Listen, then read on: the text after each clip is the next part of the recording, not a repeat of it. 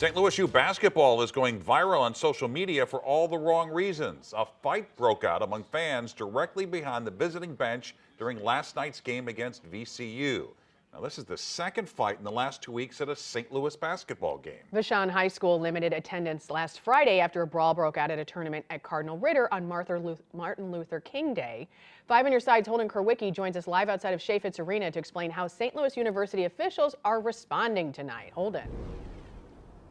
Well, and Mike, just about 2 hours ago, SLU officials actually released a statement stating in part that they are committed to providing a safe and welcoming environment for all fans and encouraging fans that have any concerns to notify a security officer. At least one fan told me that a VCU parent did exactly that last night, but just a few minutes later, they were watching an all-out brawl. Tuesday night, as St. Louis University and Virginia Commonwealth played down to the wire, I knew it was going to be a good ending because they were winning by 6.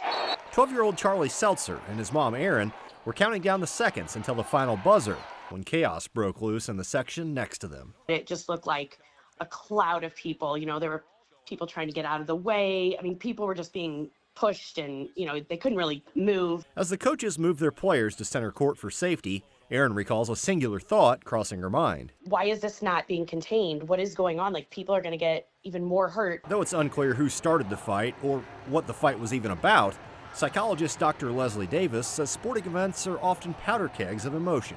So sometimes when there's high emotions and there's aggression and anger that's being displayed, we can often get into defending ourselves, but we don't always take time to think about what is the other person experiencing? What is the person that started all of this? What were they going through? And sometimes it's not even about us. It's just about that person just having a bad day. You know, you put a crowd of people together, 2 opposing teams, drinking, you know, and just things like that together. I mean, you can get, you know, stirred up. Regardless of the circumstances, SLU Athletic Director Chris May says it's unacceptable. And that's not what college basketball is all about. So we're going through, we've got people looking at it, we're taking information in from fans, but the big picture is protocols are being changed, and we're going to ensure that that won't happen again. We love going to SLU games. We're going to go back. You know, this hopefully is just a one-time thing. I can't expect this will happen again. No arrests were made at the scene. In fact, SLMPD says they actually weren't even called to Chaifetz Arena.